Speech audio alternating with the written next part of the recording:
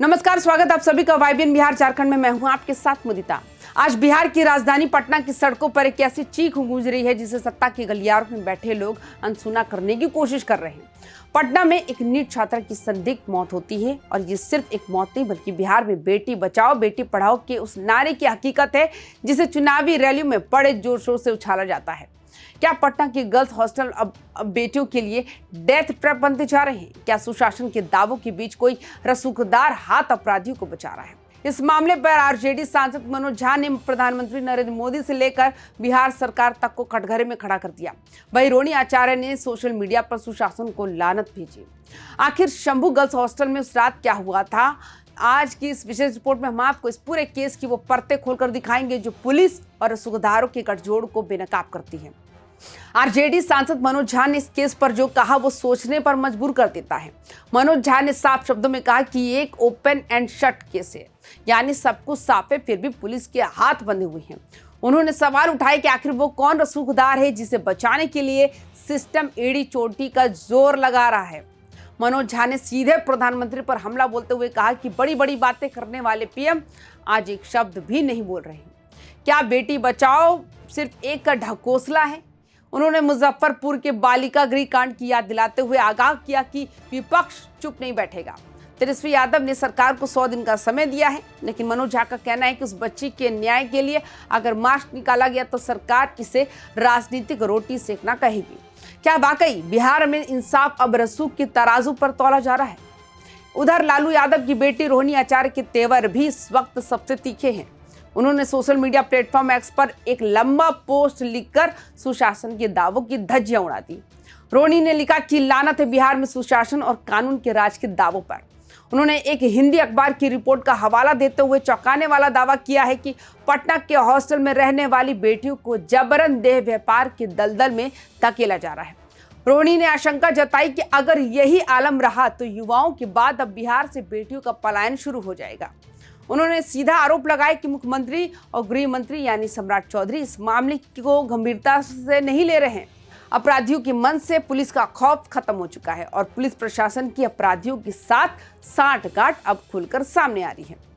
रोहिणी आचार्य ने जिस देह व्यापार और साठगांठ की बात की है वो पटना के कोचिंग हब का एक काला सच है। बोरिंग रोड हो या कंकड़बाग, आज पटना में हजारों की संख्या में प्राइवेट गर्ल्स हॉस्टल चल रहे हैं। इनमें से कई हॉस्टल ऐसे हैं जिनका कोई रजिस्ट्रेशन तक नहीं है, जहां सुरक्षा के नाम पर सिर्फ एक ढीला ढाला गेट होता है। आरोप है कि इन हॉस्टलों के मालिक अक्सर रसूखदार सफेदपोशों और पुलिस वालों के संपर्क में रहते हैं।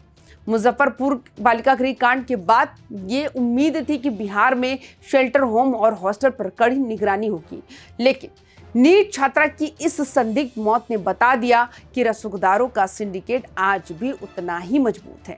आखिर क्यों पुलिस इन हॉस्टलों के ऑडिट से कतराती है? क्यों रसूखदारों की ना माने पर जांच की फाइलें बंद होने लगती हैं?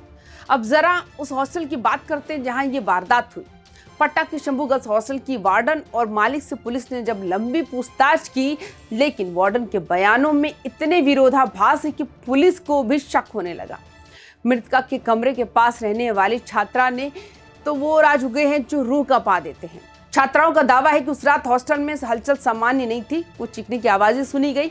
पुलिस अब सीसीटीवी फुटेज खंगाल रही है ताकि ये पता चल सके कि छात्रा की तबीयत बिगड़ने और उसे अस्पताल ले जाने के बीच का जो समय है उसमें क्या छुपाया जा रहा है। क्या उसे जहर दिया गया? क्या उसके साथ यौन उत्पीड़न हुआ?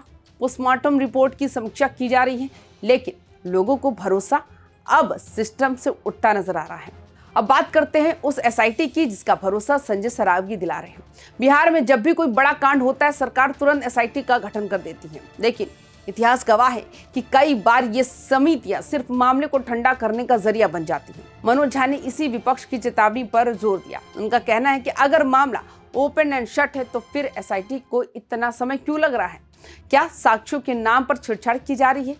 छात्रा के कमरे की फॉरेंसिक जांच में इतनी देरी क्यों हुई? पटना की जनता का गुस्सा इसलिए भी है क्योंकि पोस्टमार्टम की शुरुआती रिपोर्ट और चश्मदीद छात्राओं के बयानों में भारी अंतर है। जब तक सिस्टम सच बोलने वाली बच्चों को सुरक्षा की गारंटी नहीं देगा, तब तक एसआईटी के सामने कोई खुलकर सच नहीं बोलेगा। विपक्ष के इन हमलों के बीच बीजेपी भी चुप नहीं है। बीजेपी के प्रदेश अध्यक्ष संजय सरावगी ने आरजेडी पर पलटवार करते हुए कहा कि उनके शासनकाल में माताओं बहनों पर जो अत्याचार होते थे उसकी फेहरिस्त बहुत लंबी है। सरावगी ने कहा कि आरजेडी को इन मुद्दों पर बोलने का कोई नैतिक अधिकार नहीं है। उन्होंने भरोसा दिलाया कि सम्राट चौधरी गृह विभाग देख रहे हैं और एक बड़े अधिकारी के नेतृत्व में एसआईटी का गठन कर दिया गया है। पोस्टमार्टम करने वाले डॉक्टरों के बयानों की भी समीक्षा हो रही है और दोषी चाहे कितना भी बड़ा क्यों ना हो उसे बख्शा नहीं जाएगा।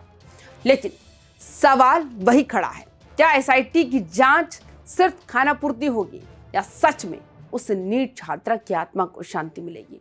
अब ये पूरा मामला पटना की गलियारों में गर्म होता जा रहा है। तेजस्वी यादव का 100 दिन का अल्टीमेटम, रोहिणी आचार्य का सोशल मीडिया पर मोर्चा खोलना इस बात का संकेत है कि विपक्ष अब इस मुद्दे को सड़कों पर ले जाने की तैयारी में है।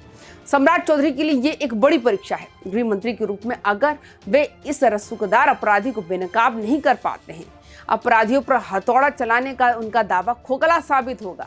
ये लड़ाई अब सिर्फ एक छात्रा के न्याय की नहीं रह गई, बल्कि ये इस बात की लड़ाई है कि क्या बिहार में कानून रसूखदारों के घर की दासी बना रहेगा या सच में गरीब और मध्यम वर्ग की बेटियों को सुरक्षा मिलेगी।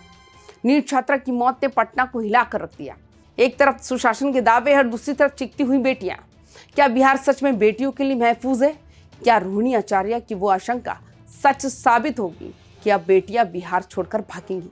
मनोज झा का वो रसूखदार कौन है जिसके डर से कानून की रफ्तार धीमी पड़ गई?